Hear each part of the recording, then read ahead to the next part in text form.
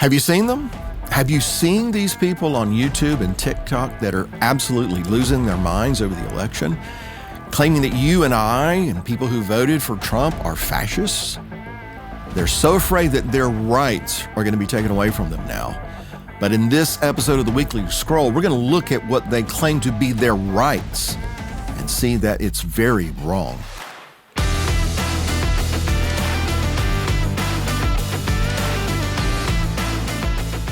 If you enjoy watching this and other great content from Jacob's Tent, download the Jacob's Tent app today.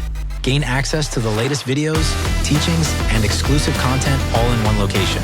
Stay connected and up to date with everything happening in the tent with the Jacob's Tent app, available on the App Store, Google Play, or wherever you find your apps. Well, welcome once again to the Weekly Scroll. I'm sure you've seen the videos on YouTube or TikTok, or if you're not into that kind of thing, you've probably heard news reports, and that is that some people are just losing their minds over the election results. There are some people who really feel that overnight they went from being free people to being someone who is now marked for persecution, and in some cases they even think they're marked for extermination. They're going online, they're ranting, raving, screaming, cursing because Trump won the election, because the Republicans have taken control of the Senate, they've retained control of the House, and because some of these people feel they have lost the Supreme Court. All this information, they have concluded that it means that the four horsemen of the apocalypse is about to ride. They're about to ride on the world scene, and the book of Revelation is about to be unleashed. In their view, it's the end of democracy.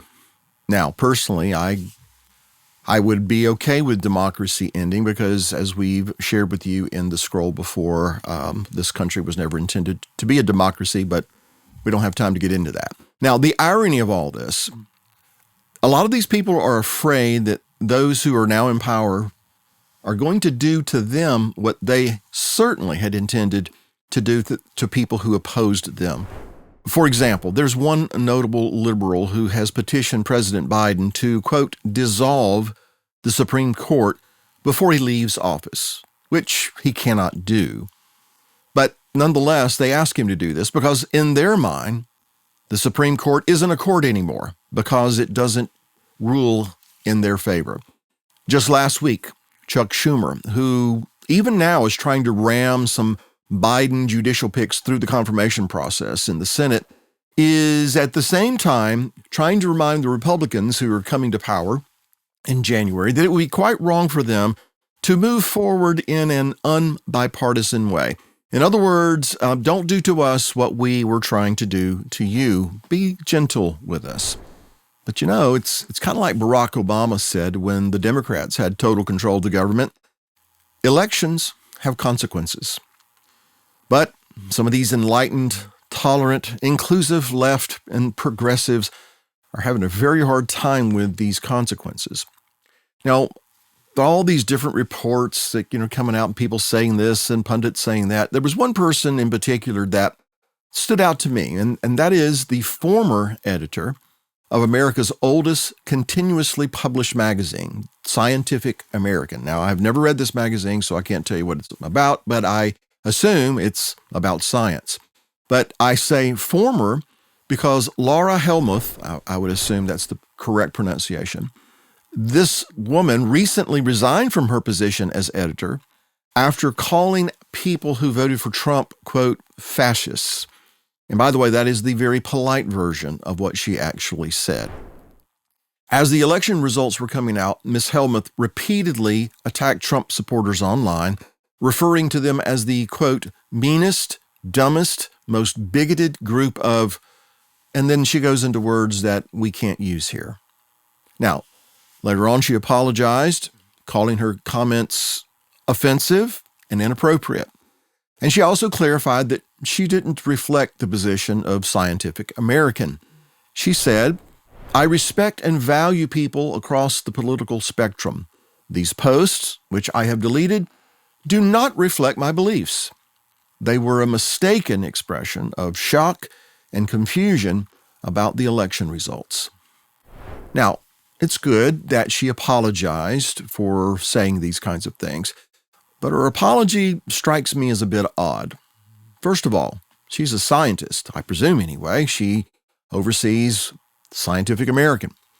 But being a scientist, I would suppose that she's a very educated woman, is up with the facts, knows what she believes, and all these kinds of things. So how is it that someone who presumably is very intelligent, very smart, was so confused about the election results? I mean, I wasn't confused. Were you? Seemed pretty cut and dry to me.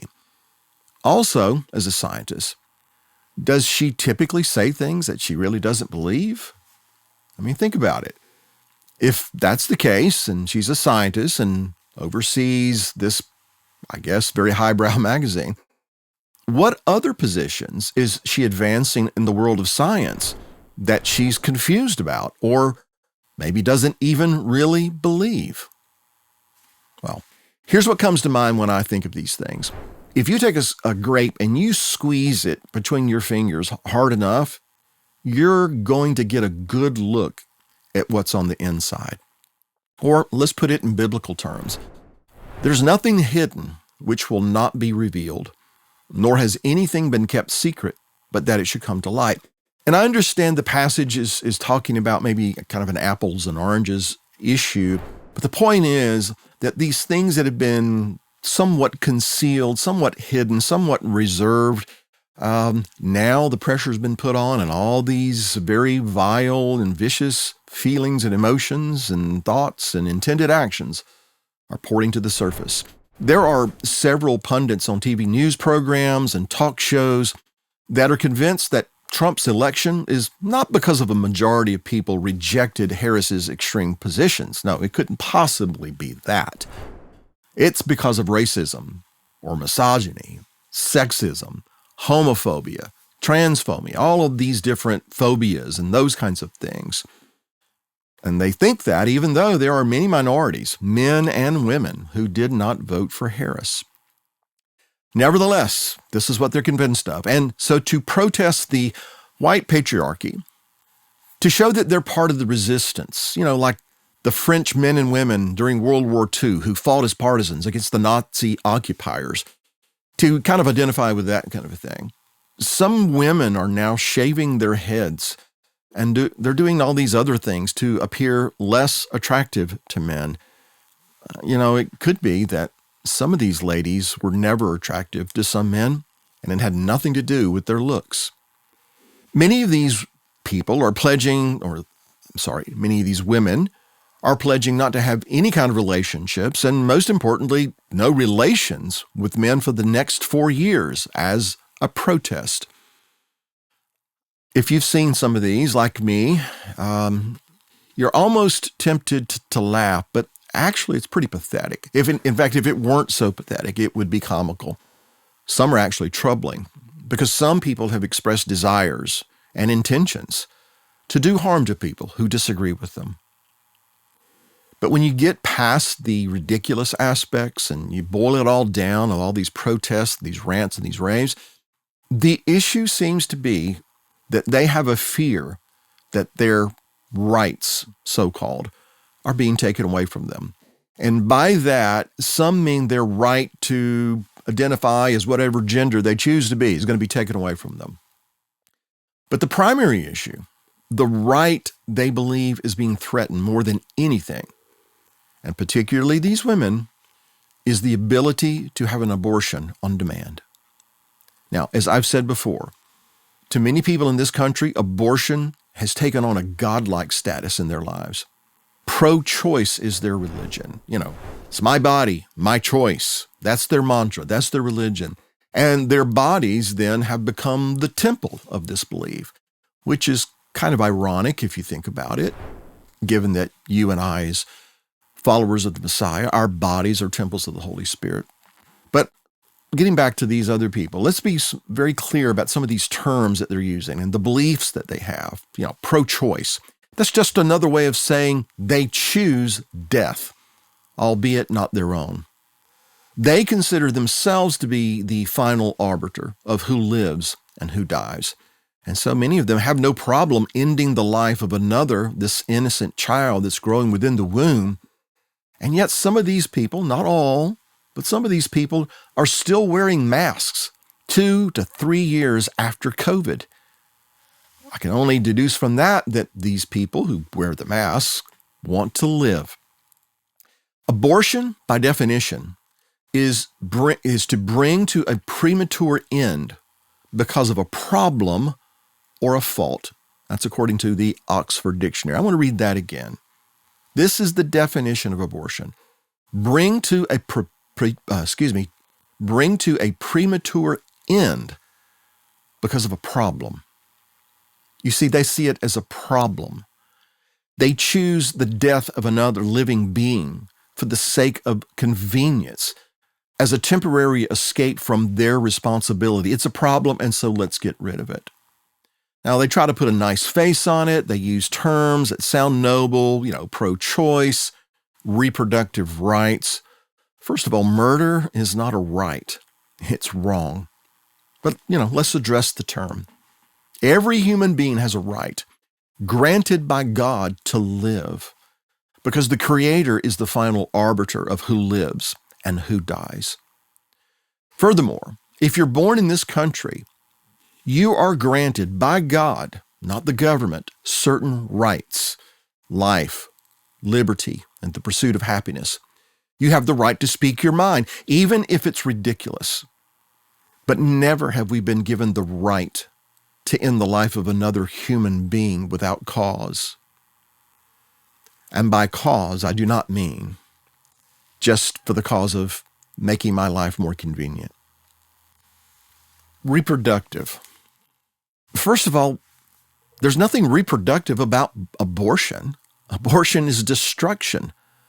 Abortion doesn't produce anything useful or noble. Abortion is the antithesis of being reproductive.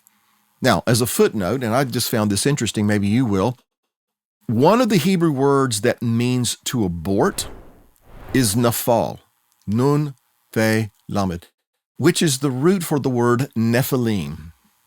Now, let the cards and letters begin. But that's kind of interesting to me, seeing that the Nephilim were so instrumental in the things that were going on at the beginning of this world, the things that led to the flood of Noah. And for that word, or that root word, to be translated as abort, I just think is very interesting.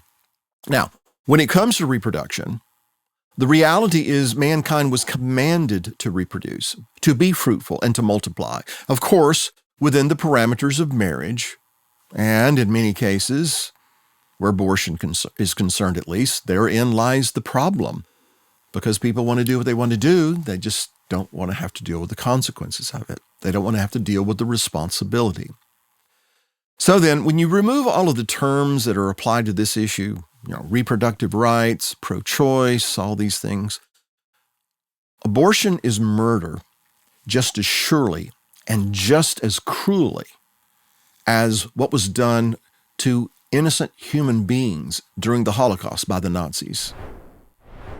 To justify their position, that is the abortionists, it becomes necessary to dehumanize the baby. It's a fetus, it's tissue, and thus mitigate the notion that abortion is in fact murder. It's kind of like what the Nazis did to the Jews. They dehumanized them, and they dehumanized them so that they could destroy them. And so in our day and time, who are the real Nazis here? The Republicans, Trump, people like you and me, or the people who do these things? Now, that question brings me to something that happened in history a long time ago that at first might not seem connected, but I want you to stay with me, and that's this. In 1939, the Nazi governor of conquered Poland issued a prohibition against the ritual slaughter of animals. And of course, this was directed at the Jewish people who wanted to slaughter their animals in accordance with the laws of kashrut. There are certain ways to slaughter an animal for it to be kosher.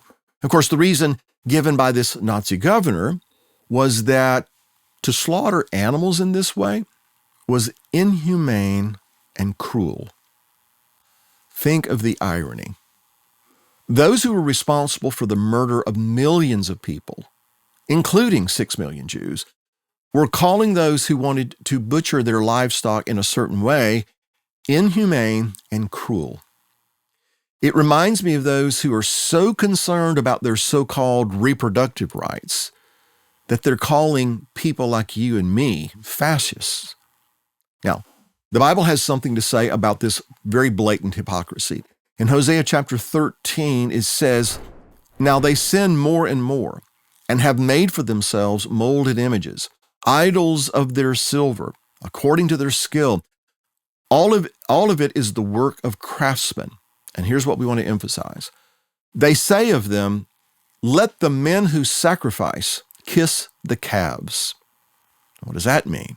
Well, in Nazi-occupied Europe, those who would gladly sacrifice men, they would gladly sacrifice women and children, and did so, were willing to, quote, kiss calves. In other words, they were incensed at the thought that someone might use a calf for food and butcher it for that reason, and yet they would think nothing of butchering a human being. Now, let's consider what's going on in the world today. It's my view that those who scream the loudest for tolerance and acceptance, social justice and coexistence and all those things are the very ones who would kiss calves and yet be willing to sacrifice unborn children. And in the case of some, they would be willing to do harm to those who disagree with their politics. They are saying as much, all the while screaming that that's what we intend to do to them.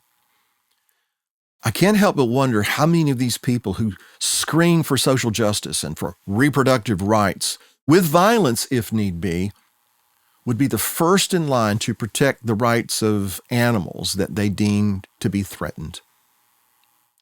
Those who demand the freedom to spew vile, vulgar speech and indulge in disgusting behavior are typically the ones offended by the Word of God. They want it silenced. They don't want to hear it. They accuse others who are innocent of what they are, in fact, guilty of. They say that we're the Nazis, when in fact they're acting like the Nazis. And they employ this tactic. They accuse you and me of what they are guilty of in order to shame, to intimidate, and if it comes to it, to enforce their worldview on others, the very thing that they are accusing of being done to them right now. The reality is they have no desire to coexist with those who hold to a more traditional worldview, much less a biblical one. They have no intention of tolerating any other opinion that doesn't agree with their own. I mean, just in the last couple of days, there are certain people on a certain network who have been just very outspoken critics of Donald Trump, and yet who met him for breakfast, and because they reported on that, now they're being vilified by people who were, up until this point, their allies. They're turning on their own because they will not tolerate any opinion, any position that does not agree with their own. And so tolerance and coexistence, it's merely a ploy to lure the unsuspecting into a false sense of security so that once they get the upper hand, they spring the trap. And the goal is this. They want people who believe in biblical principle. Now, and this goes beyond politics, and really this is the issue. They want people who believe in biblical principle, those who believe in the God of Israel, those who believe in his word to be silenced and then ultimately destroyed. I mean, that's what the tares do in the parable of the wheat and the tare. They're not sown in the wheat field in order to coexist with the wheat. Tares are sown in the midst of the wheat so that they might first steal, then kill, and ultimately destroy. This is what has been going on in our world. It's what's going on in our world. And God is not oblivious to this. In fact, I want you to read with me the following verse in Hosea after he talks about those who kiss calves. He says, "Therefore they shall be like the morning cloud and like the early dew that passes away, like chaff blown off from a threshing floor and like smoke from a chimney." In other words, they'll pass away very quickly. They might come on strong initially, but they won't last long. Now, By reading this, I'm not advocating any kind of a violent response to these people. What we just read is not what you and I are to do. No, this will be the Lord's doing. The kind of people who would sacrifice men yet kiss calves, they come along, they make their play, they seem strong at first, they're very intimidating if you can be intimidated by that. But they do that for a while, and then God says, that's enough. And when God says that's enough, they fade away, just like the smoke from a chimney, like the chaff from a threshing floor.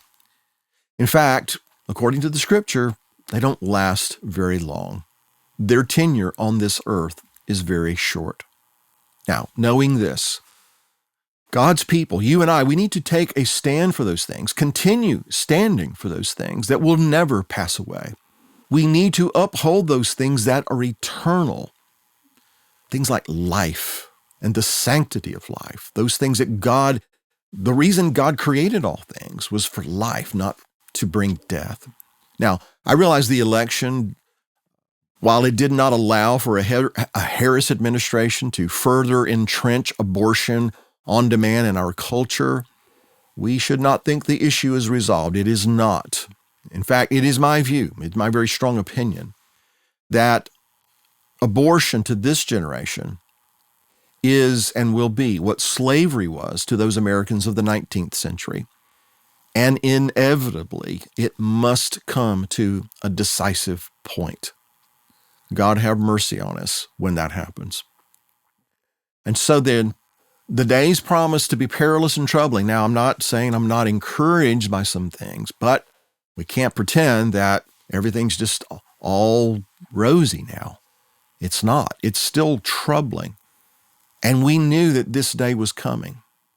And so, again, you and I as God's people, we need to continue standing for his eternal principles in the face of adversity. And if we do that, he will strengthen us to overcome the calf kissers. So, again, these things have not gone away. The issue is still before us, and that is why you and I need to seize the opportunity to stand up as never before and proclaim the truth that the God of Israel is about life, and he's about protecting and defending life, and you and I must be about that as well.